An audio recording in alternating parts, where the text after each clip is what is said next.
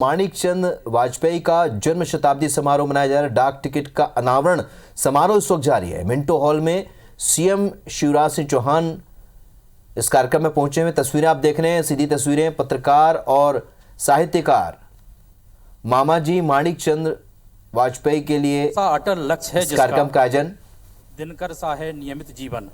उनका जन्म शताब्दी समारोह मामाजी का जीवन आज भोपाल में मनाया जा रहा है। प्रेरणा यहाँ की ये सीधी तस्वीरें इस वक्त आप देख रहे हैं। मिंटो हॉल में इस कार्यक्रम में सीएम शिवराज समेत अनेक गणमान्य नागरिक इस वक्त यहाँ मौजूद हैं। स्वागत कर और आदरणीय अक्षय शर्मा जी से निवेदन करता हूँ स्मृति चिन्ह भेंट करने की कृपा करें।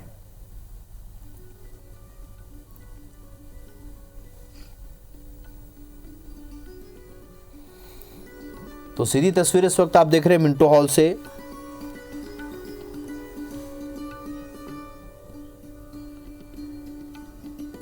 आज के कार्यक्रम के मुख्य जहां पर इस वक्त सीएम शिवराज जी के स्वागत के लिए यहाँ पर मंच पर आग्रह करता हूं। अब से कुछ देर पहले सीएम शिवराज ने श्री आशुतोष प्रताप सिंह जी से और आदरणीय दीप प्रज्वलित कर इस कार्यक्रम की शुरुआत की। मामाजी माणिकचंद वाजपेयी के जन्म शताब्दी समारोह का आयोजन आज भोपाल के मिंटो हॉल में किया जा रहा है। ये दो तस्वीरें हैं इस वक्त आप देख रहे हैं टेलीविजन स्क्रीन पर। पहली तस्वीर ताज़ा तस्वीर है जहां से सीधी तस्वीरें आप देख रहे हैं। दूसरी तस्वीर अब से कुछ देर पहले की, जब यहां पर दीप प्रज्वलित कर सीएम शिवराज ने समारोह की शुरुआत की। स्वागत के लिए आग्रह करता हूं प्रमुख सचिव जनसंपर्क तो जाने माने पत्रकार और साहित्यकार और सम्मानीय लक्ष्मेंद्र महेश्वरी जी मामाजी माणिकचंद वाजपेयी के जन्म शताब्दी समारोह का कार्यक्रम इस वक्त जारी। डाक टिकट का अनावरण यहाँ पर सीएम शिवराज ने किया और इस वक्त मंच पर मौजूद हैं मुख्य पोस्टमास्टर जनरल माननीय जितेंद्र गुप्ता तो जी के डाक विभाग से जुड़े आग्रह करता हूं अधिकारी भी यहाँ पर इस वक्त मौजूद हैं और सम्मानीय लाजपत आहूजा जी से आप स्मृति चिन्ह भेंट करें। और अनेक गणमान्य नागरिक इस वक्त मिंटो हॉल में मौजूद हैं। सीधी तस्वीरें, ताज़ा तस्वीरें।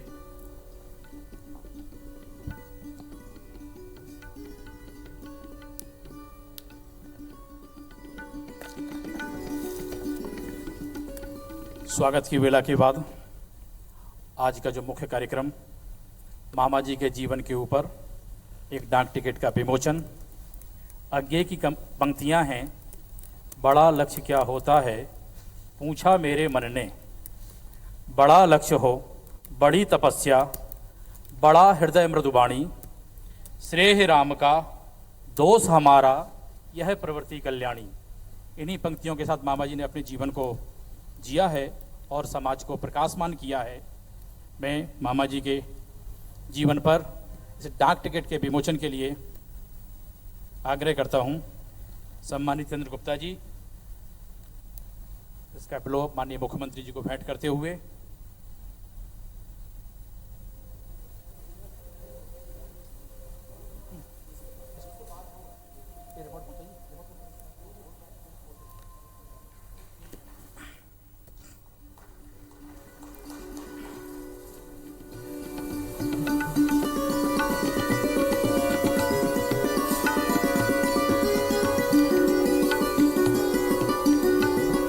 राही चलते चलते राह बन गया, ऐसा जीवन मामाजी का। और ये सभागार गौरवान्वित है, इन पलों का साक्षी है। वैसे तपस्वी जीवन के ऊपर एक डाक टिकट का विमोचन किया जा रहा है। माननीय मुख्यमंत्री मध्य प्रदेश शासन से निवेदन है कि टिकट का अनावरण कर ये दाईं तरफ उसका लोफ लगा हुआ है, टिकट का अनावरण किया जा रहा है।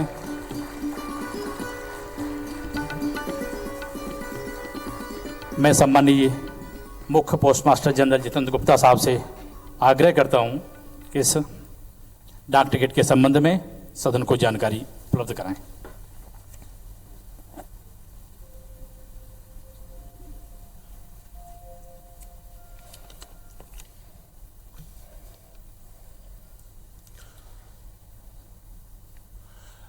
मंच पर विराजमान आज के इस गरिमामय समारोह के मुख्य अतिथि आदरणीय श्री शिवराज सिंह चौहान जी, मुख्यमंत्री मध्य प्रदेश शासन, श्री कप्तान सिंह सोलंकी जी, अध्यक्ष माणिक चंद्र वाजपेयी जन्म शती समारोह समिति, एवं श्री श्रीधर पराडकर जी, अखिल भारतीय संगठन मंत्री साहित्य परिषद, आयोजन समिति के सभी सदस्यगण, मध्य प्रदेश शासन के विभिन्न विभागों के अधिकारीगण, मीडिया क्षेत्र के सभी प्रतिनिधि, डाक विभाग के मेरे सहकर्मी तथा सभागार में उपस्थित मेरे समस्त भाइयों बहनों,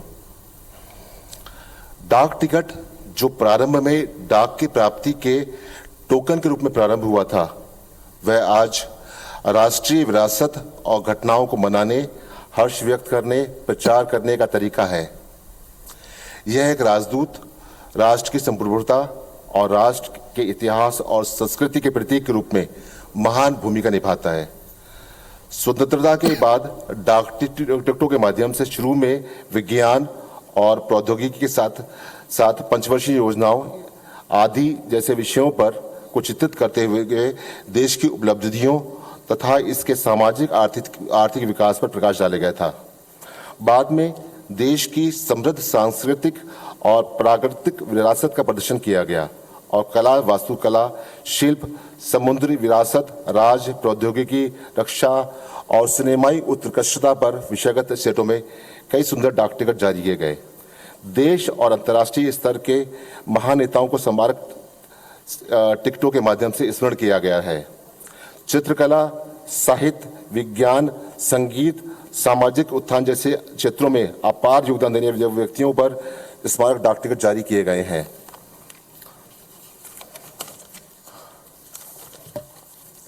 डाक विभाग द्वारा समय समय पर राष्ट्रीय और अंतर्राष्ट्रीय महत्व की घटनाओं पर, अति महत्वपूर्ण व्यक्तियों पर, संस्थानों पर विशेष कार्यक्रमों के अवसर पर स्मारक डाक टिकट जारी किए जाते हैं। ये डाक टिकट, स्मारक डाक टिकट डाक विभाग के 68 फ्लैटली ब्यूरो और विभिन्न 1111 फ्लैटली काउंटर्स के माध्यम से ऑफलाइन और ई पोस्ट ऑफिस के द्वारा ऑनलाइन बिक्री हेतु उपलब्ध होते हैं। इसके माध्यम से देश विदेश के फ्लैटलिस्ट स्टैम्प का क्रय करते हैं और समय समय पर देश में और विदेश में होने वाली विभिन्न प्रदर्शनियों में इसे प्रदर्शित किया जाता है। स्मारक डाक टिकट केवल एक ही मार्ग मुद्रित किया जाता है और ताकि पूरे विश्व में प्रथा के अनुसार इसको संग्रहणीय वस्तु के तौर पर रखा जा सके। सामान्यतया स्मारक डाक टिकट को फ्लैटलिस्ट द्वारा अपने संग्रह के लिए खरीदा जाता है और डाक शुल्क के भुगतान के लिए भी प्रयोग किया जाता है। इस प्रकार डाक टिकट पूरे विश्व में देश के सांस्कृतिक विरासत के प्रचार और प्रसार में महत्वपूर्ण योगदान करते हैं। भारतीय डाक विभाग आज आदरणीय श्री माणिक चंद्र वाजपेयी जी के पर स्मारक डाक टिकट जारी करते हुए हार्दिक प्रसन्नता का अनुभव कर रहा है। आदरणीय श्री माणिक चंद्र वाजपेयी जी, जिन्होंने अपना पूरा जीवन निस्वार्थ रूप से जिया और पत्रकारिता को बहुत ही ऊंचे आयाम तक पहुंचाया, उनके बारे में मेरा कुछ कहना सूरज को दिया दिखाने के समान है। ये डाक विभाग के लिए अत्यंत सम्मान की बात है कि आदरणीय श्री माणिक चंद्र वाजपेयी जी, जिन्हें हम सब मामा जी के नाम से जानते हैं, उनकी जन्म शती समारोह में स्मारक डाक टिकट जारी किया जा रहा है। ये स्मारक डाक टिकट 5 रुपये मूल वर्ग का है और इसे वेब वेबसाइट मुद्रण प्रक्रिया द्वारा मल्टी कलर के रूप में प्रिंट किया गया है।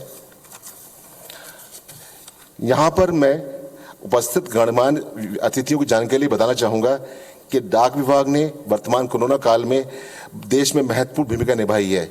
जब पूरे देश में लॉकडाउन था और देश के आवागमन के संबंधित समस्याएं थीं, तब भी डाक विभाग अपनी समस्याओं के द्वारा, सेवाओं के द्वारा समाज के कमजोर वर्गों तक अपनी सुविधाएं पहुंचा रहा था।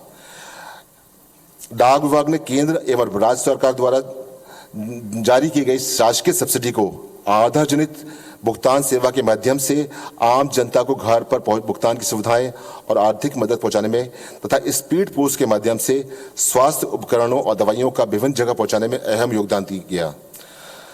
माननीय प्रधानमंत्री जी ने भी अपने मन की बात कार्यक्रम में डाक विभाग के योगदान की सराहना की थी। अभी पिछले सप्ताह ही डाक विभाग ने डाक टिकटों के माध्यम से विभिन्न कोरोना वॉरियर्स को स्मरण किया है। मैं यहाँ पर अब ज़्यादा समय ना लेते हुए अपनी वाणी को विराम दूंगा। पुनः एक बार श्री माणिकचंद्र वाजपेयी जी को नमन करते हुए आप सभी को हृदय से धन्यवाद ज्ञापित करता हूं। धन्यवाद।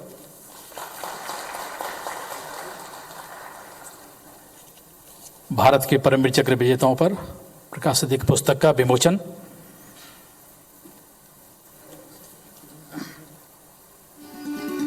भारत माता के ऐसे वीर सपूत जिन्होंने राष्ट्रहित में सर्वोत्कृष्ट सेवाएं दी हैं, उन्हें भारत शासन द्वारा परमवीर चक्र से सम्मानित किया जाता है। अपने वीर सपूतों को याद रखना तथा उनकी गाथाओं को आने वाली पीढ़ियों तक पहुंचाना हमारा नैतिक दायित्व है। इस पुनीत कार्य हेतु राघवेंद्र शर्मा द्वारा लिखी गई पुस्तक भारत के परमवीर, इसका गरिमामय लोकार्पण किया जा रहा है।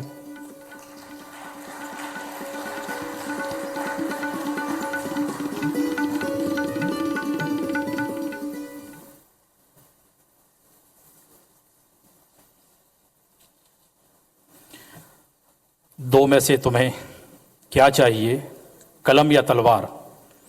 मन में ऊंचे भाव की, तन में शक्ति अपार। वास्तव में मामा जी ने समाज को जागृत करने के लिए तलवार की बजाय कलम का सहारा लिया और समाज में एक नई प्रेरणा मामा जी ने अपने जीवन से बिखेरी है। इस कार्यक्रम को आगे बढ़ाते हुए मामा जी जन्म शताब्दी समारोह समिति के माननीय अध्यक्ष, पूर्व राज्यपाल हरियाणा और त्रिपुरा, आज के कार्यक्रम की अध्यक्षता कर रहे माननीय कप्तान सिंह सोलंकी जी। वैसे मैं कहूं कि माननीय कप्तान सिंह जी का परिचय यहाँ बैठे हुए सभागार में सभी से है और इतना आत्मीय परिचय है कि सभी को उनके एक एक चर्चा, एक एक विषय ध्यान में रहते हैं। मामा जी हम सबके बीच में प्रेरणा के पुंज हैं और रहेंगे।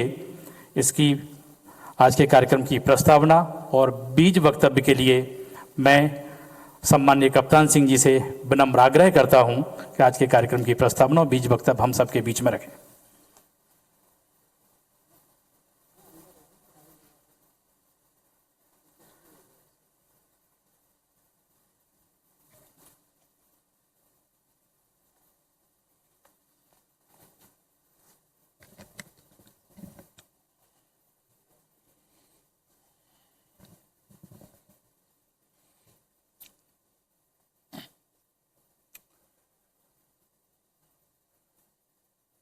परम आदरणीय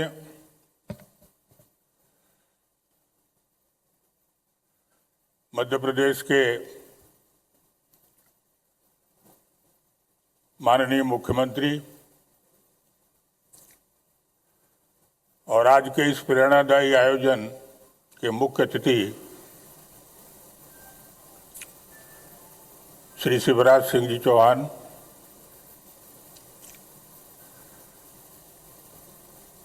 भारतीय साहित्य परिषद की अखिल भारतीय संगठन मंत्री, राष्ट्रीय स्वयंसेवक संघ के वरिष्ठ प्रचारक,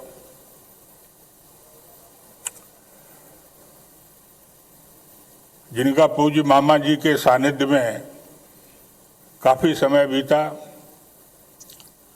और कुछ लेखन कार्य भी साथ किया, ऐसे श्रीधर पराड़कर जी,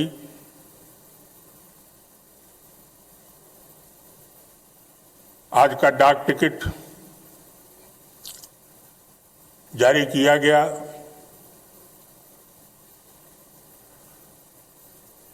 डाक एवं तार विभाग, भारत सरकार, chief post master general Shri Jitendra Gupta जी,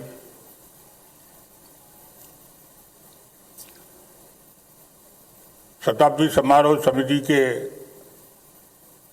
सभी प्रकार के सदस्यगण, उपस्थित महानुभाव, शताब्दी समारोह समिति का अध्यक्ष होने के नाते इस अवसर पर मैं आप सभी का अभिवादन करता हूं।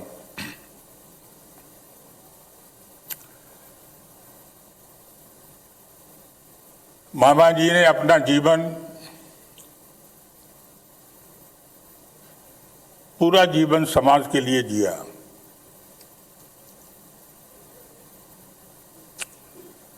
सामान्यतः 3 प्रकार के व्यक्ति देखने को मिलते हैं। एक तो वो जो स्वयं के लिए जीते हैं। समाज तो क्या, कई बार उनको अपने परिवार की भी चिंता नहीं होती। दूसरे प्रकार के लोग वो होते हैं जो अपने लिए जीते हैं, साथ में परिवार के लिए भी जीते हैं, उनकी भी चिंता करते हैं। लेकिन तीसरे प्रकार के लोग वो हैं जो अपने को, परिवार को समाज सेवा का माध्यम बना करके और समाज के लिए जीते हैं।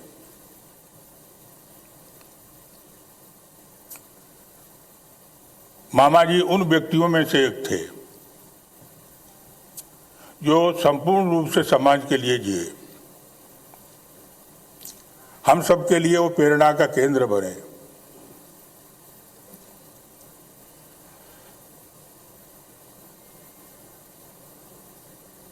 इस तरह के जो समाज के लिए जीते हैं, इस तरह के लोग समाज में सर्वत्र मिलते हैं। और मैं तो कहूंगा कि समाज उन्हीं के बल पर जाना जाता है, पहचाना जाता है, उसका संरक्षण होता है और वो सबल और संपन्न बनता है। लेकिन राष्ट्रीय स्वयंसेवक संघ एक ऐसा संगठन है जिसमें गृहस्थ कार्यकर्ता भी और खासकर प्रचारक भी पूरी तरह समाज के लिए जीते हैं। राष्ट्रीय स्वयंसेवक संघ में प्रचारक की एक ऐसी धारणा है कि न उनका घर होता है, न उनकी गृहस्थी होती है, न उनका बैंक खाता होता है। जो कुछ होता है वो सब समाज होता है। मामा जी उन्हीं में से एक थे। 1944 से लेकर 1955 तक वो राष्ट्रीय स्वयंसेवक संघ के प्रचारक रहे। इस बीच उन्होंने भिंड जिले में चप्पे चप्पे पर घूम करके संघ कार्य का विस्तार किया। और मुझे ध्यान आता है कि मध्य भारत प्रांत में उनके प्रयास के कारण भिंड जिला एक ऐसा जिला बना जिसमें सभी जिलों से ज्यादा शाखाएं थीं। इसी बीच 1951 से लेकर 1955 तक मामा जी भारतीय जनसंघ के मध्य भारत प्रांत के संगठन मंत्री भी रहे और इसलिए इस हिसाब से श्रद्धेय कुशाभाऊ ठाकरे जी के वो समकालीन थे। 1955 के बाद वो गृहस्थ जीवन में चले गए, लेकिन उन्होंने जो अपनी कार्य प्रणाली थी वैसी की वैसी ही रखी, समाज के लिए जिए। आपातकाल में पूरे समय मीसा में रहे।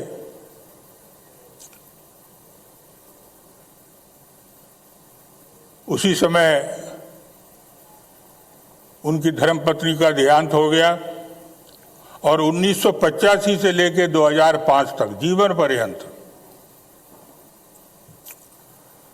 वो राष्ट्रीय स्वयंसेवक संघ के प्रचारक रहते हुए मध्य भारत प्रांत में प्रचार प्रसार प्रमुख, हिंदू जागरण मंच के संयोजक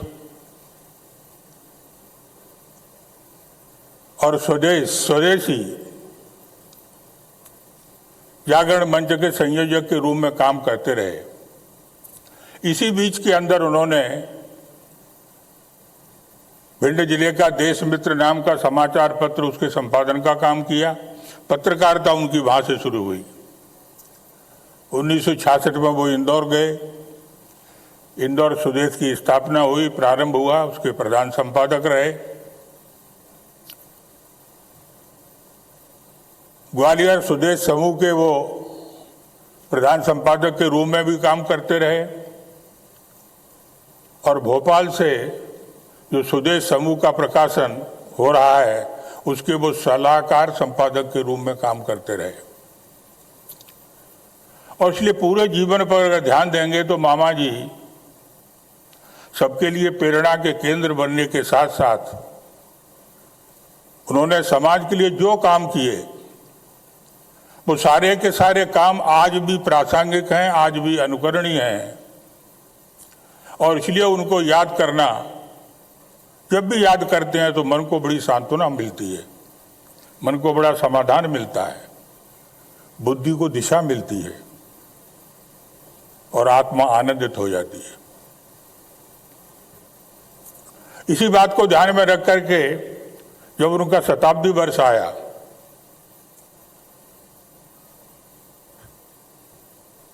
सात अक्टूबर 1919 को उनका आगरा जेल में जो बटेश्वर नाम का स्थान है, वहां उनका जन्म हुआ था। भारत के यशस्वी प्रधानमंत्री, पूर्व प्रधानमंत्री श्रद्धेय अटल बिहारी वाजपेयी जी का भी जन्म स्थान बटेश्वर है। दोनों के नाम से ही बटेश्वर प्रख्यात हुआ। इस तरह से मथुरा जिले का नगला चंद्रभान पंडित दीनदयाल जी उपाध्याय जी के नाम के कारण विख्यात हुआ, बटेश्वर उनके नाम से विख्यात हुआ। और उसके पश्चात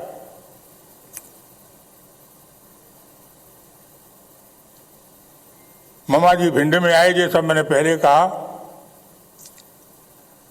और इसलिए ये बात ध्यान में आने लायक थी कि उनको इस शताब्दी वर्ष में जो 7 अक्टूबर 2019 से शुरू होता है, 27 दिसंबर 2020 तक ये पूरा वर्ष उनका जन्म शताब्दी के रूप में हम सब ने मनाना चाहिए और एक समिति बनी। मैं अपना सौभाग्य मानता हूं कि जन्म शताब्दी समारोह का अध्यक्ष होने का अवसर मुझे मिला, क्योंकि मैं जब मामा जी को याद करता हूं तो मैंने अपने जीवन के अंदर हर एक व्यक्ति अगर ध्यान देगा तो उसके निर्माण में, व्यक्ति के फॉर्मेशन में, व्यक्ति को संस्कार देने में किसी न किसी तरह का योगदान रहता है।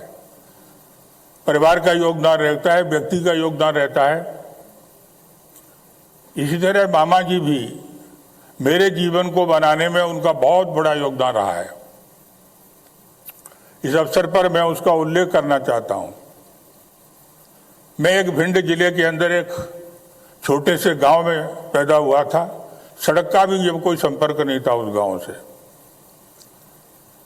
प्रारंभिक पढ़ाई पूरी करने के पश्चात मैं भिंड केंद्र पर पढ़ने के लिए आया। मामा जी से कोई मेरा परिचय नहीं था। मामा जी उस समय भिंड में ही थे, संघ कार्य में संलग्न रहते थे। हाई स्कूल की बोर्ड परीक्षा में मेरा नाम मेरिट में था। मामा जी ने मेरा जो मित्र था उसके माध्यम से मुझे संपर्क कराया और मेरे सामने प्रस्ताव रखा कि आगे की पढ़ाई भिंड में करने के बजाय ग्वालियर में जाके तुमको करना चाहिए। जबकि भिंड में आगे की पढ़ाई की व्यवस्था थी, वहां पर कॉलेज था। मैंने अपने मित्र को कहा कि मैं तो गांव और भिंड इसके अलावा कहीं गया नहीं, ग्वालियर कभी गया नहीं, वहां कोई रहने की व्यवस्था, आज सब बातें कैसे होंगी। लेकिन उस मित्र के माध्यम से आदरणीय मामा जी ने मेरी रहने की व्यवस्था ग्वालियर के संघ कार्यालय में की। उस समय नगर प्रचारक आदरणीय लक्ष्मणराव त्राणेकर जी थे। मैं उनके सानिध्य में आया, संघ का स्वयंसेवक बना। इंटरमीडिएट की परीक्षा फिर अच्छे अंकों से उत्तीर्ण की, इंजीनियरिंग कॉलेज में एडमिशन हो गया। लेकिन घर की स्थिति अच्छी न होने के कारण मुझे इंजीनियरिंग कॉलेज का एडमिशन छोड़ना पड़ा, पढ़ाई छोड़नी पड़ी। और एक साधारण से अध्यापक के नाते मैंने मुरैना जिले में एक बामौर सीमेंट फैक्ट्री स्कूल है, उसमें काम करना शुरू किया। अगर मामा जी ने इस तरह का नहीं सोचा होता, जबकि मेरा उनसे कोई परिचय नहीं था, अगर मुझे इस तरह से ग्वालियर भेजकर संघ से नहीं जोड़ा होता और उसके माध्यम से जो एक जीवन का जो फॉर्मेशन होगा वो मुझे नहीं लगता कि मेरे लिए संभव था। और इसलिए ऐसे मामा जी मुझे ऐसा लगता है कि जैसा मैं सोचता हूँ वैसे यहाँ पर बैठे हुए कई कार्यकर्ता, कई लोग इस बात का अनुभव करते होंगे कि उन्होंने अपने सानिध्य के कारण, अपने विचारों के कारण, खासकर पत्रकार, किस तरह से उन्होंने शिक्षा दी, प्रशिक्षण दिया, ट्रेनिंग दी और आज उनके मार्गदर्शन में, संरक्षण में सीखे हुए लोग पत्रकार के रूप में यहाँ से दिल्ली तक फैले हुए हैं। और इसलिए ऐसे मामा जी, उनके जन्म शताब्दी को आयोजित करने का उद्देश्य यही था कि मामा जी को पुनः हम एक प्रकार से स्मरण करें। मुझे आज बहुत प्रसन्नता है कि भारत सरकार ने डाक टिकट के माध्यम से आदरणीय मामा जी के जीवन को, उनके क्रियाकलापों को, उनके विचारों को एक मान्यता दी है। ये डाक टिकट का जारी होने का कार्यक्रम, जो समापन कार्यक्रम दिल्ली में हुआ था 7 अक्टूबर 2020 को, उसी समय होना था, लेकिन उस टेक्निकल कारणों से उस समय नहीं हो पाया और उसका आज यहाँ पर ये संपन्न हो रहा है। और इसलिए अध्यक्ष होने के नाते डाकतार विभाग, भारत सरकार को भी मैं धन्यवाद देना चाहता हूँ। आदरणीय मामा जी को कलकत्ता के अंदर श्री कुमार सभा नाम का जो संस्था है, उसने डॉक्टर हेडगेवार प्रज्ञा पुरस्कार प्रदान किया। डॉक्टर हेडगेवार जो राष्ट्रीय स्वयंसेवक संघ के संस्थापक थे, उनकी संपूर्ण तपस्या या कहें कि संपूर्ण प्रज्ञा इस बात में थी, जब कलकत्ता के अंदर ही पढ़ते समय वो इस निष्कर्ष पर पहुंचे थे कि राष्ट्र तो, देश तो स्वतंत्र हो जाएगा, लेकिन देश स्वतंत्र होने के पश्चात पुनः इस राष्ट्र को पुरानी गरिमा प्रदान करने के लिए जिस तरह लोगों की जरूरत है, जिस तरह के संस्कारों की जरूरत है, जिस तरह से हम अपनी जो पुरानी संपदा है उसका जो विस्मरण हुआ है, उसको जब तक लोगों को ठीक तरह से अंतःकरण में स्थापित नहीं करते, तब तक भारतवर्ष पुराना वैभव प्राप्त नहीं कर सकता। एक भारत श्रेष्ठ भारत जिसकी कल्पना हमने 21वीं शताब्दी में की है, एक भारत श्रेष्ठ भारत को साकार करने की नींव डॉक्टर हेडगेवार जी ने 1925 में राष्ट्रीय स्वयंसेवक संघ की स्थापना करके डाली। आदरणीय मामा जी उसी संगठन के लिए संपूर्ण जीवन समर्पित करते हुए आगे बढ़े और इसलिए मैं सोचता हूं कि जो डॉक्टर हेडगेवार प्रज्ञा पुरस्कार उनको प्रदान किया गया, वो भी वास्तव में एक योग्य निर्णय था। आदरणीय मामा जी का देहांत 27 दिसंबर 2005 को हुआ और 2006 में मध्य प्रदेश सरकार ने उनको मान्यता दी।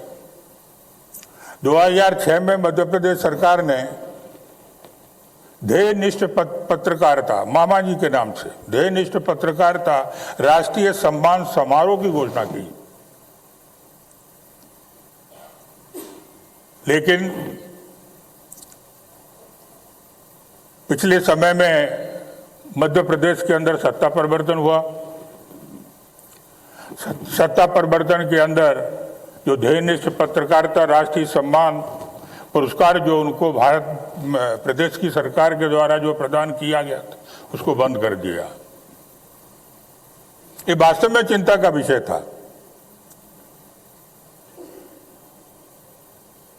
क्योंकि किसी भी सरकार को जब वो सरकार बन जाती है तब उसको सारी की सारी चीजें राजनीति की दृष्टि से नहीं देखनी चाहिए, क्योंकि राजनीति अस्थायी होती है, राज्य भी अस्थायी होते हैं, लेकिन राष्ट्रीयता और राष्ट्र स्थायी होते हैं। और राजनीति और राज्य के माध्यम से राष्ट्र और राष्ट्रीयता, इसको संवर्धन करना, इसको आगे बढ़ाना, इसको ध्यान में रखना, इस तरह के जब निर्णय होते हैं तब देश में सुशासन भी आता है और देश तरक्की भी करता है। लेकिन ये निर्णय राजनीतिक दृष्टि से देखा गया, लेकिन कुछ समय के बाद जब सरकार फिर बदल गई तो मध्य प्रदेश की सरकार ने, मुख्यमंत्री श्री शिवराज सिंह जी ने बिना कुछ कहे इसकी पुनः घोषणा कर दी कि प्रदेश में ये ध्येयनिष्ठ पत्रकारिता राष्ट्रीय पुरस्कार फिर से प्रारंभ किया जाएगा। और इसलिए मैं पहले के लिए भी और अब के लिए भी उनको धन्यवाद देता हूं। मामा जी के जीवन के अंदर जो एक बात मैंने देखी, गीता के अंदर हम एक प्रकार के व्यक्ति के बारे में पढ़ते हैं जिसको कहते हैं स्थिति प्रज्ञ। किसी भी अवस्था में वो डिस्टर्ब नहीं होता, विचलित नहीं होता, सुख को भी उसी तरह देखता है और दुख को भी उसी तरह देखता है। कई बार गीता पढ़ते समय स्थिति प्रज्ञ समझ में नहीं आता, लेकिन मामा जी को देख करके स्थिति प्रज्ञ ये अवस्था जो मनुष्य की होती है उसको अच्छी तरह से समझा जा सकता है। अगर मनुष्य को स्थिति प्रज्ञ होना है तो फिर उसको अपनी इच्छाओं पर नियंत्रण करना होता है। ये इच्छाएं मनुष्य को बहुत भटकाती हैं। मनुष्य के बारे में कहा जाता है कि ये सिर्फ आर्थिक प्राणी नहीं है, ये सिर्फ राजनीतिक प्राणी नहीं है, ये सिर्फ इंस्ट्रूमेंट नहीं है, ये शरीर, मन, बुद्धि और आत्मा चारों का समुच्चय है। और शरीर, मन, बुद्धि और आत्मा चारों के दरवाजे हमेशा खुले रहने चाहिए। चारों के दरवाजे जब खुले होंगे तब सोच समझ कर जो आप क्रियाकलाप करेंगे, जो विचार करेंगे, वो वास्तव में योग्य होगा, सबका हितकारी होगा। लेकिन अगर आप इच्छाओं के वशीभूत हो गए, और इच्छाएं ये कभी संतुष्ट नहीं होती, डिजायर्स रहकर अगेन एंड अगेन, आप एक बार उनका समाधान कर दीजिए, दोबारा आएंगी और आखिरी में ये व्यसन बन जाती हैं। किसी भी इच्छा को बार बार अगर आप पूर्ति करते चले जाएंगे तो फिर आप व्यसन बन जाती है, और वो व्यसन, ये जो मनुष्य का शरीर, मन और बुद्धि, आत्माएं, ये मन को इस तरह घेरता है कि बुद्धि और आत्मा, इन दोनों के दरवाजे बंद हो जाते हैं। बुद्धि काम नहीं करती, कुंठित हो जाती है, आत्मा की आवाज नहीं सुनाई देती। और इसका सबसे बड़ा उदाहरण अगर देखना है तो महाभारत का दुर्योधन है। वो इच्छाओं के इतने वशीभूत हो गया था कि बुद्धि काम नहीं करती थी, आत्मा की आवाज सुनाई नहीं देती थी, वो संवेदनशील नहीं रहा था। और इसलिए इन इच्छाओं पर नियंत्रण करिए। एक इक्वेशन है, desires fulfilled upon desires entertained is equal two degree of satisfaction, degree of happiness. जो इच्छाएं आपकी पूरी हो जाती हैं, इनको विभाजित करिए, जो इच्छाएं आपने संजो करके रखी हैं, और इसका जो फ्रैक्शन आएगा उसी डिग्री में आपको प्रसन्नता प्राप्त होगी। अगर आपको पूरी प्रसन्नता प्राप्त करनी है तो ये जो फ्रैक्शन है, desires fulfilled upon desires entertained, उसमें डिजायर्स एंटरटेन्ड को आप जीरो कर दीजिए। Anything divide by zero is infinity. और फिर जो व्यक्ति इच्छाओं को जीरो कर देता है, जिसकी कोई इच्छा ही नहीं होती, उसका ध्यान सिर्फ कर्म में होता है, उसी में विश्वास करता है, तो desires fulfilled upon zero is equal to infinity. ये स्थिति प्रज्ञ। मामा जी के पूरे जीवन को अगर देखेंगे तो उन्होंने कभी इच्छा प्रकट नहीं की, कभी उन्होंने कोई चाहा नहीं, कोई इच्छा नहीं उनके मन में आई। और इसलिए ऐसे मामा जी वास्तव में इस देश के अंदर जो परिवर्तन है वो ऐसे व्यक्तियों के द्वारा ही हो सकता है। मामा जी भावात्मक परिवर्तन के पक्षधर थे। भावात्मक परिवर्तन, समाज में परिवर्तन दो तरह के होते हैं, एक तो स्ट्रक्चरल, ढांचागत। जैसे देश स्वतंत्र हुआ, ये स्ट्रक्चरल चेंज था, ढांचागत परिवर्तन था, सत्ता बदली थी, राजनीतिक स्थिति बदली थी। लेकिन जो कल्चरल ट्रांसफॉर्मेशन है, जो इमोशनल ट्रांसफॉर्मेशन है, जो भावात्मक परिवर्तन है, जो वैचारिक परिवर्तन है, वो नहीं था। और वो जब तक नहीं होगा तब तक संपूर्ण परिवर्तन नहीं माना जा सकता। इसलिए डॉक्टर संपूर्णानंद ने कहा था कि संपूर्ण क्रांति अभी बाकी है, ये अधूरी क्रांति है। इसलिए दोनों परिवर्तन आवश्यक हैं। 5 अगस्त को जब राम जन्मभूमि की शिलान्यास हुआ देश के प्रधानमंत्री जी द्वारा, तो उन्होंने बहुत अच्छे शब्दों में कहा कि आज हम पूरे देश के अंदर कन्याकुमारी से क्षीर भवानी तक, कोटेश्वर से कामाख्या तक, जगन्नाथपुरी से केदारनाथ तक, सोमनाथ से लेके काशी तक, सारनाथ से लेके बोध गया तक,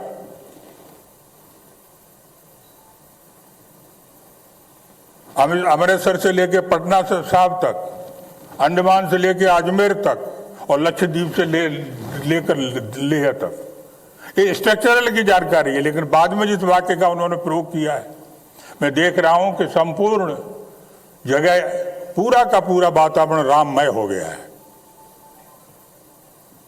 जिसमें उपस्थित पूजनीय सरसंघ चालक जी माननीय मोहनराव भागवत जी ने कहा था कि राम मंदिर का शिलान्यास तो हो गया है, लेकिन ये सपना पूरा तब होगा जब प्रत्येक देशवासी के अंतःकरण में अयोध्या का वास होगा। ये भावात्मक परिवर्तन है। मामा जी ने इस भावात्मक परिवर्तन के लिए सब कुछ समर्पित कर दिया। वो एक वैचारिक योद्धा थे, वो एक लेखक थे, वो एक चिंतक थे, और इसलिए आज 21वीं शताब्दी में अगर हम श्रेष्ठ भारत बनाना चाहते हैं, एक भारत की कल्पना को साकार करना चाहते हैं, इस भावात्मक परिवर्तन, सांस्कृतिक परिवर्तन को जमीन पर लाना चाहते हैं, तो मामा जी से प्रेरणा, उनके विचारों को ध्यान में रखना ये बहुत जरूरी है।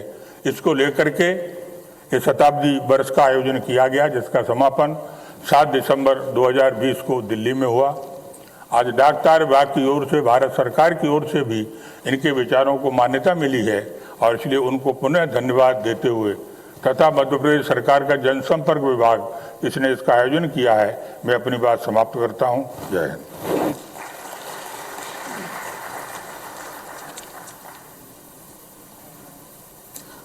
तन समर्पित, मन समर्पित और यह जीवन समर्पित, चाहता हूँ देश की धरती तुझे कुछ और भी दूँ, ऐसे मामा जी। और इसी परंपरा का निर्वहन करते हुए आज हमारे मुख्य वक्ता के रूप में उपस्थित हैं राष्ट्रीय स्वयंसेवक संघ के प्रचारक, अखिल भारतीय संगठन मंत्री, अखिल भारतीय साहित्य परिषद के एक लेखक, एक विचारक, एक चिंतक, एक मनीषी, हम सबके बीच में उपस्थित हैं माननीय श्रीधर पराडकर जी। मैं बहुत सम्मान के साथ माननीय पराडकर जी से आग्रह करता हूं कि आज का वक्तव्य देकर हम सबको अनुग्रहित करें।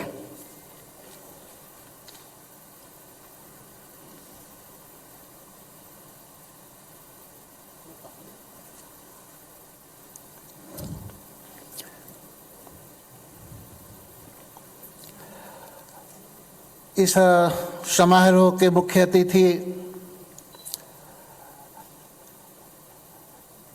सम्माननीय शिवराज सिंह जी चौहान, मामा जी की स्मृति को सब तक पहुंचाने के लिए बनी समिति के अध्यक्ष आदरणीय कप्तान सिंह जी,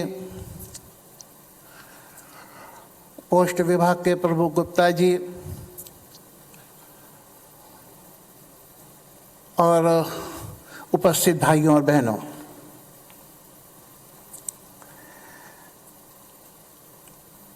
एक तो दो अच्छे वक्ताओं के बीच बोलना बड़ा कठिन काम होता है। कप्तान सिंह जी भी बहुत अच्छे वक्ता हैं, शिवराज सिंह जी भी बहुत अच्छे वक्ता हैं, और दूसरी एक दिक्कत ये है, सुभाषित रत्नमाला में एक सुभाषित है कि तालाब में कमल खिलता है और उस तालाब में मेंढक भी रहता है, और वो मेंढक उस कमल के आसपास घूमता है, उसको देखता है, लेकिन कमल का जो मुख्य चीज है उसका पराग है, उसका स्वाद वो कभी नहीं लेता। जो भौरा है वो बाहर रहता है, वो आकर के पराग का स्वाद लेकर के चला जाता है। और मैं मामा जी के नज़दीक रहा हूँ, इसलिए बहुत कुछ इस प्रकार से बताना कठिन है। हाँ, उनको कौन सी चीज़ अच्छी लगती थी, कैसे वो कपड़े पहनते थे, कैसे रहते थे, कैसे सोते थे, ये बात तो बता सकता हूँ, लेकिन मामा जी की विशेषताएं बताना और ऐसे व्यक्तित्व के बारे में बताना कि जिसके जीवन के बहुत पहलू थे, वो एकदम साधारण थे, कृतित्व में असाधारण थे, रहन सहन में एकदम सरल थे, वैचारिक दृष्टि से व्यवहार में अत्यंत श्रेष्ठ थे। दो जिनको हम कह सकते हैं कि घड़ी का पेंडुलम कभी इधर जाता है, ऐसा उनका व्यक्तित्व था। उसमें से मामा जी को ढूंढ निकालना,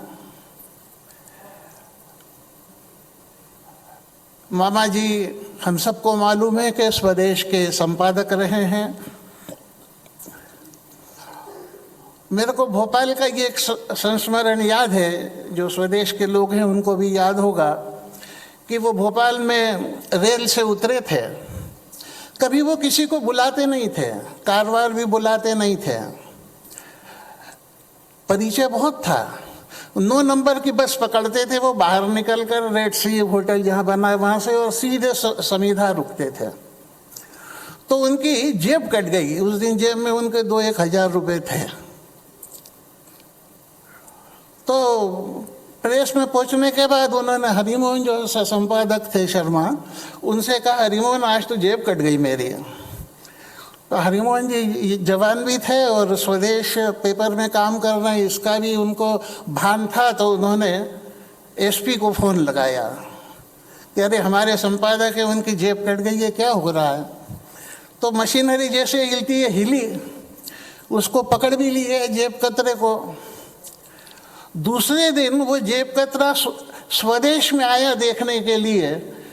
तो किसी ने उससे पूछा, चौकीदार ने, कि भाई तुम आए और जा रहे हो, क्या बात है। तो उन्होंने कहा, देखने आया था कि मेरे को कल पुलिस ने पकड़ के काटी हुई जेब के पैसे वापस ले लिए। और उन्होंने कहा था वो संपादक है अखबार का, मेरे को तो लगा नहीं, मुझे लगा था गांव का कोई दद्दू होगा। मैंने जेब काटी तो मुझे पुलिस पे विश्वास नहीं था, तो मैं देखने के लिए आया हूं। तो जो हम कहानी में पढ़ते हैं, गणेश शंकर विद्यार्थी के बारे में पढ़ते हैं, लोकमान्य तिलक के बारे में पढ़ते हैं कि पत्रकारिता के उच्च आदर्श क्या हो सकते हैं। हमारी आंखों के सामने हमारे पास एक व्यक्ति ऐसा हुआ है जिसने केवल उन सिद्धांतों को, उस आचरण को कहा नहीं, अपने जीवन में करके बताया।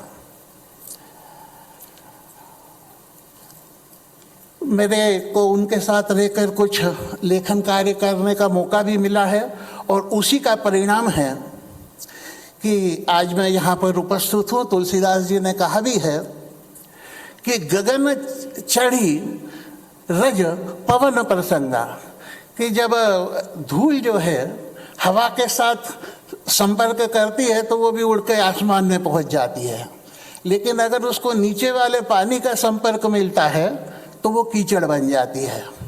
और मामा जी का संसर्ग मेरे को मिला, उसी का परिणाम है कि आज यहाँ मंच पर भी हूँ। राष्ट्रपति के द्वारा साहित्य का सम्मान मिला है। मॉरिशस में भी वहाँ के राष्ट्रपति ने हिंदी शैवी सम्मान से सम्मानित किया। अगर ये उपलब्धि है तो ये मेरी नहीं है, ये मामा जी की है, ये उनके साथ रह कर के सीखा। 2 उक्तियाँ हम सुनते हैं, एक हम कहते हैं कि पानी को मथने से मक्खन नहीं बनता, दूसरा हम कहते हैं कि रेत से तेल नहीं निकलता। लेकिन जो दोनों ग्रंथ मैंने उनके साथ काम किया, उसमें देखा कि मामा जी ने वही करके बताया। संघ की स्थापना 1937 में मध्य भारत में हुई थी और उसको 65 वर्ष हो गए थे।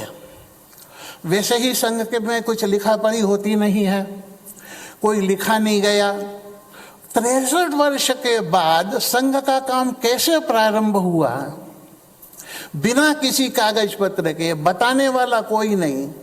मामा जी जैसे ही और तरानेकर जी जैसे ही लोग थे, जब उनसे पूछते थे कि आप कुछ बताइए कि कैसे काम प्रारंभ किया, तो उन्होंने कहा कि बस हो गया हमारे हाथ से, क्या हुआ कैसे हुआ हमको नहीं मालूम, बताते नहीं थे। और दूसरा, 1948 में जब देश का विभाजन हुआ, तब संघ के स्वयंसेवकों ने जो पाकिस्तान से लोग आ रहे थे उनकी किस प्रकार सहायता की, कैसे वहां उनकी रक्षा की। तो एक तो उस समय का जो लिखा हुआ साहित्य वो सारा एक तरफा है, केवल अनटोल्ड स्टोरी ऑफ पाकिस्तान या ऐसे 2-3 किताबें हैं, बलराज मधुक जी की किताब है जो केवल उल्लेख करती है इस बात का कि संघ के स्वयंसेवकों ने क्या किया। बाकी की पुस्तकों में कहीं संघ का नाम भी नहीं है। तो 1948 में हुई घटना के बाद जिस पर कुछ लिखा नहीं गया, प्रयत्नपूर्वक जिस बात को रोका गया, उसके ऊपर 2003 में लिखना बड़ा कठिन काम था। और जिस समय मुझे कहा गया था मामा जी के साथ, तो उनको कैंसर हो गया था, कठिन था उनके लिए। लेकिन किस जिजीय विषय से काम किया जाता है, मैंने देखा कि दिल्ली में बैठकर हम लोग लेखन कार्य कर रहे थे, कोई साहित्य नहीं था। मैंने आपसे कहा तो पाकिस्तान से आए, मतलब सिंधी, पंजाबी, सिख और बंगाली, ऐसे 7,000 लोगों के साक्षात्कार लेकर के वो ग्रंथ लिखा गया है। Guinness book of world record के प्रति वो कोई सचेत नहीं थे, जरूरी भी उन्होंने समझा नहीं तो कोई संसार में ऐसी किताब नहीं होगी जो 7,000 लोगों के साक्षात्कार लेने के बाद लिखी गई होगी। तो ज्योति जला निज प्राण की, जिसमें आज का जो पाकिस्तान है और बांग्लादेश है, उसके लगभग प्रत्येक गांव में क्या घटित हुआ, उसका कैसे प्रतिकार हुआ, किसने प्रतिकार किया, उसके नाम पते सहित वो पुस्तक लिखी गई है। अपने आप में एक अद्भुत है। ऐसी ही दूसरा मध्य भारत की संघ गाथा लिखी गई। इन दोनों में उनके साथ रहा। केवल इतना ही नहीं, किस अध्यवसाय के साथ लिखना पड़ता है। मैंने बताया कि उनको कैंसर था, लेकिन इसके लिए उनको सबसे मिलना पड़ता था। लाल कृष्ण आडवाणी के घर भी हम लोग जाते थे, मुरली मनोहर, अपने केदारनाथ साहनी जी है, विजय कुमार मल्होत्रा है, उस समय दिल्ली प्रांत का काम देखते थे, वसंतराव ओक, उनके यहाँ भी जाते थे। उन लोगों से बात करना एक बहुत बड़ी समस्या इन दोनों पुस्तकों में ये भी थी कि कोई भी व्यक्ति ऐसा नहीं था जिसकी उम्र 80 वर्ष से कम की हो। तो स्मरण शक्ति का भी मामला था। तो एक ही बात को 2-2, 3-3 लोगों के यहाँ जाकर बार बार उनसे पूछ करके उसको सत्यापित करके लिखना, तो लेखन कैसे होता है, कितना कठिन होता है, ये बैठ करके कुर्सी पर नहीं लिखा जा सकता। यह मामा जी से ही सीखने को मिला। और इसी के कारण वो संघ पर जो पहला प्रतिबंध लगा उसके ऊपर, आपातकाल लगा उस पर, और ये 2 पुस्तकों का मैंने उल्लेख किया। ऐसे 4 कालजयी ग्रंथ वो दे करके गए हैं कि अगर ये मामा जी नहीं लिखते तो और कुछ वर्षों बाद इसके बारे में बताने वाला, जानने वाला कोई भी नहीं होता, और ये जानकारी कभी भी हमारे सामने नहीं आ सकती थी। जैसे 1857 का है कि अगर सावरकर जी नहीं लिखते तो 1857 के बारे में जानकारी नहीं मिलती। ऐसा ही अद्भुत काम मामा जी ने इन 4 ग्रंथों के माध्यम से करके बताया है। मामा जी के जीवन के, जैसे मैंने कहा, बहुत पहलू थे। राजनीतिक जी, कप्तान सिंह जी ने कहा कि राजनीतिक क्षेत्र में भी उन्होंने काम किया था। तो गृहस्थ भी थे, एक प्रिंसिपल भी रहे थे। लेकिन एक जगह काम करते कई बार अभिनिवेश हो जाता है, संस्था का हो जाता है कि मैंने इतने दिन काम किया, इसको मैंने इतना बढ़ाया, कैसे इसको छोड़ा जाए।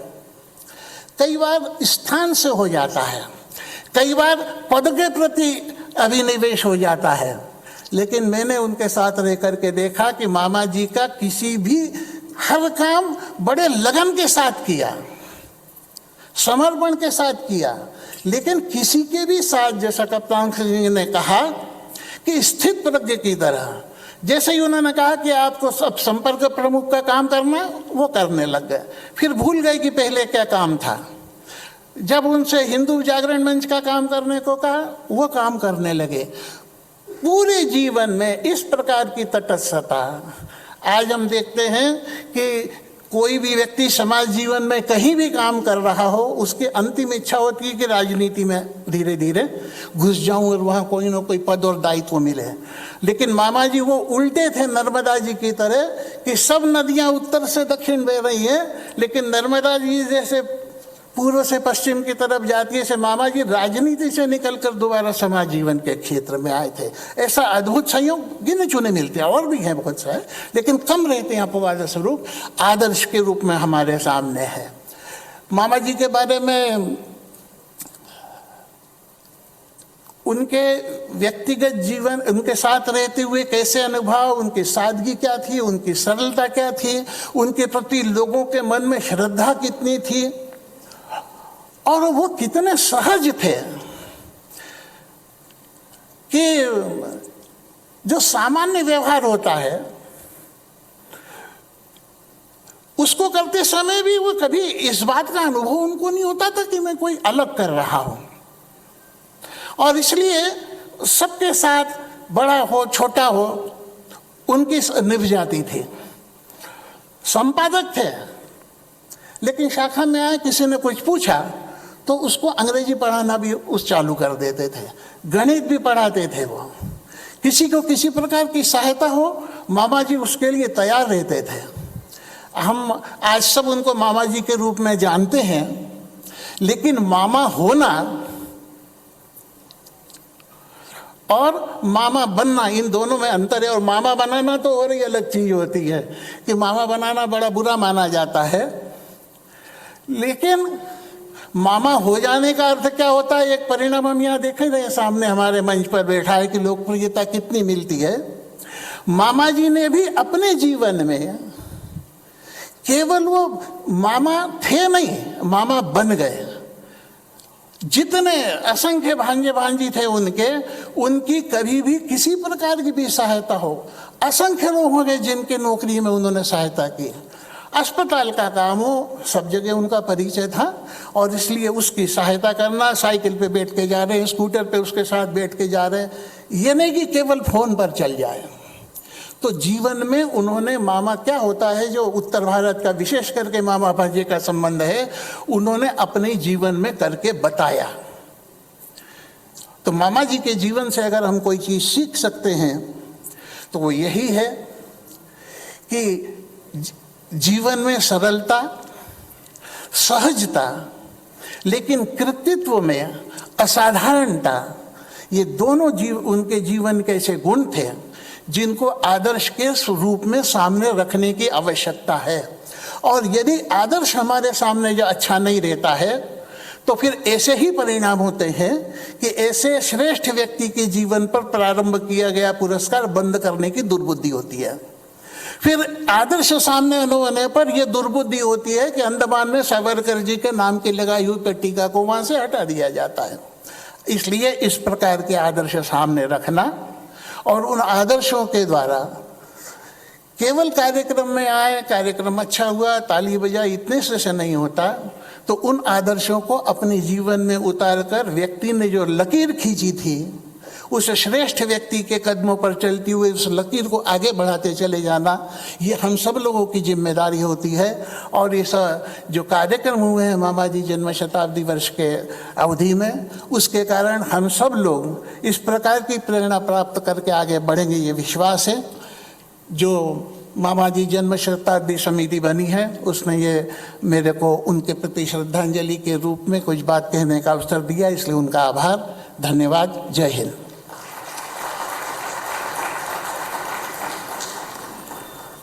बहुत बहुत धन्यवाद माननीय श्रीधर जी। अंधेरों के इलाके में किरण मांगा नहीं करते, जहाँ हो कंटकों का वन सुमन मांगा नहीं करते। परों में शक्ति होते नाप लो उपलब्ध नव सारा, उड़ानों के लिए पक्षी गगन मांगा नहीं करते। वास्तव में मामा जी की लेखनी समाज के लिए इसी तरह से एक प्रेरणा का केंद्र रही और हमेशा बनी रहेगी। अब इस कार्यक्रम के लिए मैं मध्य प्रदेश के सम्माननीय यशस्वी मुख्यमंत्री माननीय शिवराज सिंह जी को इन पंक्तियों के साथ आग्रह करता हूँ। मेरा काम लेगा कौन रह गया सुनकर, जगत सारा निरुत्तर मौन। एक माटी के दिए ने हाथ जोड़कर कहा, इस तिमिर को हटाने के लिए मैं जलूंगा। इस पंक्तियों को पूर्ण करते हुए मामा जी के जीवन पर, मध्य प्रदेश के मामा जी, मुझे लगता है दोनों आज मध्य प्रदेश और इस देश की आकांक्षाओं के केंद्र, मैं सम्मानित शिवराज सिंह जी को बड़े आग्रह और सम्मान के साथ निवेदन करता हूँ।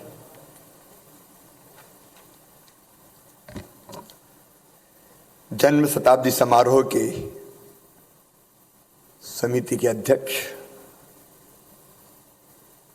हमारी प्रेरणा आदरणीय श्रीमान कप्तान सिंह सोलंकी जी,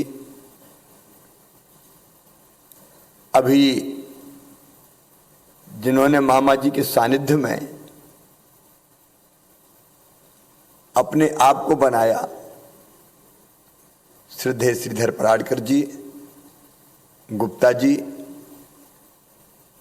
और सभी उपस्थित प्रिय बहनों और भाइयों, मामा जी अद्भुत थे। अभी कप्तान सिंह जी ने और श्रीधर जी ने उनके व्यक्तित्व पर प्रकाश डाला है। बटेश्वर में जन्म लिया था, अटल जी भी वहीं जन्मे थे और मामा जी के व्यक्तित्व का अंदाज इसी से लगाया जा सकता है कि प्रधानमंत्री आवास पर मामा जी का सम्मान साल और श्रीफल से करते हुए भारत रत्न स्वर्गीय अटल बिहारी वाजपेयी जी ने संबोधित करते हुए जब ये कहा था कि मैं मामा जी के चरण छूने की अनुमति चाहता हूं, तो सारा सभागार स्तब्ध रह गया था और अटल जी ने मामा जी के चरण स्पर्श किए थे। इस हम व्यक्तित्व का अंदाज लगा सकते हैं। मामा जी सहज थे, सरल थे, समर्पित थे, सेवाभावी थे और इसलिए वो असाधारण बन गए। उनके प्रति श्रद्धा का भाव सबके मन में पैदा हुआ। आप जानते हैं, जो काम मामा जी को दिया गया संघ के प्रचारक के नाते, जनसंघ के संगठन मंत्री के नाते, स्वदेश के संपादक के नाते, जो भी दायित्व उनको मिला उसको एक ऋषि की तरह उन्होंने संपादित करने का काम किया।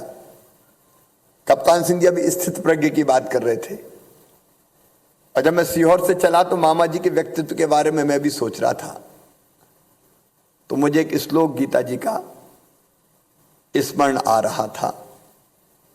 मामा जी का व्यक्तित्व कैसा था?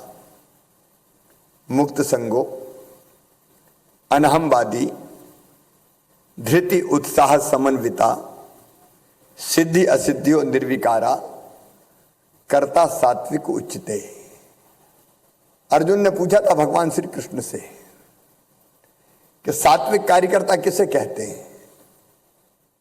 तब भगवान श्री कृष्ण ने कहा था मुक्त संगो, जो राग द्वेष से सर्वथा परे हो, सबको समान मानता हो, समदृष्टि से देखता हो, सब अपने हैं कोई पराया नहीं, मुक्त संगो। अनहमवादी अहंकार तो छू नहीं गया। अभी श्रीधर जी कह रहे थे कि जेब कतरा भी देखने आया था कि ये तो कोई ठेठ दादू है गांव का, लेकिन ठेठ दादू में कैसा संपादक छुपा हुआ था यहां बैठे सुधीजन अच्छी तरह जानते हैं। अहंकार उन्हें छू तक नहीं गया था। उनके चेहरे पर हमेशा शांति विराजा करती थी। वो छोटा बड़ा कोई भी आए, स्मित मुस्कान से उसका स्वागत करते थे। उनकी बड़ी और गहरी आंखें, उनकी मूछें और वहां से देखता हुआ उनका चेहरा अद्भुत शांति देता था। सचमुच में अहंकार शून्य थे वे, धैर्य की प्रतिमूर्ति थे। आपातकाल की संघर्ष गाथा जैसे ग्रंथ भी अनेकों कठिनाइयां सहते हुए सहजता के साथ उन्होंने लिखे थे और उत्साह से तो सदैव भरे रहते थे। कप्तान सिंह जी ने बताया कि कप्तान सिंह जी को गांव से निकाल के कैसे ग्वालियर भेजा। वो प्रतिभा को पहचानते थे और उसको गढ़ने का कौशल भी उनके पास था। एक नहीं हजारों स्वयं सेवक उन्होंने ऐसे गढ़े। अनेकों पत्रकार उनका मार्गदर्शन प्राप्त करके बड़े हुए। लगातार उत्साह से भरे रह के मामा जी काम करते थे और सिद्धि असिद्धि और निर्विकारा सफलता मिली तो ऐसा नहीं कि आसमान छूने लगे और असफलता में जमीन पे गड़ गए। दोनों में समान रहते थे, सम रहते थे। सचमुच में स्थित प्रज्ञ समा शत्रु च मित्रे च तथा मानाप मानियो शीतोष्ण सुख दुखेशु समः संग विवर्जिता तुल्य निंदा स्तुर मौनी संतुष्टो एन केन चिता अनकेता स्थिर मतिर भक्तिमान में प्रियो नरा। भक्ति योग में भगवान ने कहा था कैसे भक्त मुझे प्रिय है, शत्रु और मित्र में समान हो, मान और अपमान में समान हो, सुख और दुख में समान हो, निंदा और स्तुति में समान हो। सचमुच में मामा जी का जीवन अगर जरा भी गहराई में जाके देखें तो ऐसा ही जीवन था। लाखों लाख कार्यकर्ताओं को उन्होंने समर्पण भाव से भरा। वो अनेकों के प्रेरणा पुंज थे, मार्गदर्शक थे, दिशा दिखाते थे, लेकिन मार्गदर्शक होने का अहम उन्हें छू भी नहीं गया था। मुझे याद है जिस दिन उनका स्वर्गवास हुआ, उस समय मैं मुख्यमंत्री बन गया था और मुंबई में अटल जी भी थे, मैं भी था। अटल जी अंतिम दर्शन के लिए बेचैन थे, तो अटल जी के साथ उनको लेके आने की जिम्मेदारी मुझे सौंपी गई। मैं रास्ते में अटल जी के साथ आया तो कई बार अटल जी की आंखों से मैंने झरझर आंसू बहते हुए देखे थे। मैंने अटल जी को ऐसा व्यथित कभी नहीं देखा। अटल जी तो फक्कड़ और ऐसे मस्त मौला के कभी मैंने उनके चेहरे पे निराशा, आंसू, लेकिन उस दिन अंतर्मन जैसे उनका अंतर्घट जैसे रीत गया हो और संघ कार्यालय में जाके श्रद्धा के सुमन अर्पित करके हम लोग वापस गए थे। ऐसे श्रद्धेय मामा जी, सागर सी गहराई और आकाश सी ऊंचाई जिनके व्यक्तित्व में थी, लेकिन वो कुछ है ये कभी उन्होंने किसी को एहसास नहीं होने दिया। मैं उनके चरणों में श्रद्धा के सुमन अर्पित करता हूं। भारत सरकार के डाक तार विभाग को बहुत धन्यवाद देता हूं कि आज उनके जन्म शताब्दी वर्ष में डाक टिकट अनावरण समारोह आयोजित किया। उनके नाम पर जो पुरस्कार, राष्ट्रीय पुरस्कार स्थापित किया था, जब पहले सरकार थी तब वो पुरस्कार बंद किया गया था और तकलीफ की बात यह थी कि एक और बड़े पत्रकार, ख्यातिनाम पत्रकार स्वर्गीय श्रद्धेय राजेंद्र माथुर जी का नाम उनके नाम के स्थान पर रख दिया गया था। हम मामा जी के नाम पर स्थापित वो पुरस्कार तो देंगे ही, लेकिन राजेंद्र माथुर जी के नाम पर भी पुरस्कार जारी रहेगा। हम ये नहीं कर सकते कि एक महापुरुष के नाम पर दिए जाने वाले पुरस्कार को बंद करके दूसरे महापुरुष का नाम रख दे। मामा जी तो मामा जी थे, धन्य थे, इसलिए राष्ट्रीय पुरस्कार मामा जी के नाम पर भी और राष्ट्रीय पुरस्कार स्वर्गीय राजेंद्र माथुर जी के नाम पर भी दिया जाएगा। उनको किसी पुरस्कार की इच्छा नहीं थी, कोई चाहत नहीं थी। एक जोड़ी धोती और एक जोड़ी कुर्ता साइड, वही धोते थे और वही पहनते थे, ज्यादा जरूरत कभी पाली नहीं। लेकिन उनके चरणों में इस पुरस्कार को अर्पित करके हम उनके समर्पित जीवन को अपनी प्रेरणा का पुंज बनाकर कुछ अच्छी बातें सीख सकें, ये प्रयास करेंगे। मैं एक बार फिर मामा जी के चरणों में श्रद्धा के सुमन अर्पित करता हूं। प्रणाम, नमस्कार। बहुत बहुत आभार। मैं इस कार्यक्रम में आगे बढ़ाते हुए धन्यवाद ज्ञापित करने के लिए विश्व संवाद केंद्र के सह सचिव डॉक्टर कृपाशंकर चौबे से आग्रह करता हूं, सभी सुधीजनों का आभार व्यक्त करें।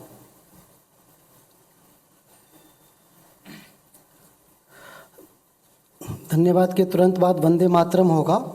फिर आप सभी को स्वल्पाहार के लिए आमंत्रित किया है। आज के इस गरिमामय कार्यक्रम में हमें स्नेहाशीष प्रदान करने पधारे मंचासीन अतिथिगण सर्वश्री कप्तान सिंह जी, श्रीधर पराडकर जी, माननीय मुख्यमंत्री श्री शिवराज सिंह चौहान जी, श्री जितेंद्र गुप्ता जी का मामा जी जन्म शताब्दी वर्ष आयोजन समिति की ओर से हार्दिक आभार। मित्रों, आपको विदित है यह कार्यक्रम वर्ष भर भिन्न भिन्न स्थानों पर आयोजित किया गया है। इस समस्त आयोजन से संबद्ध स्वयंसेवक बंधुओं, भगिनियों एवं कर्मचारियों का हृदय से आभार। शासन के विभिन्न विभागों ने इस कार्यक्रम हेतु पूरे मन से सहयोग किया है। समिति की ओर से जनसंपर्क विभाग, डाक एवं तार विभाग, पुलिस विभाग, आयोजन स्थल मिंटो हॉल के समस्त कार्यकर्ता बंधुओं का आभार। सदन में उपस्थित गणमान्य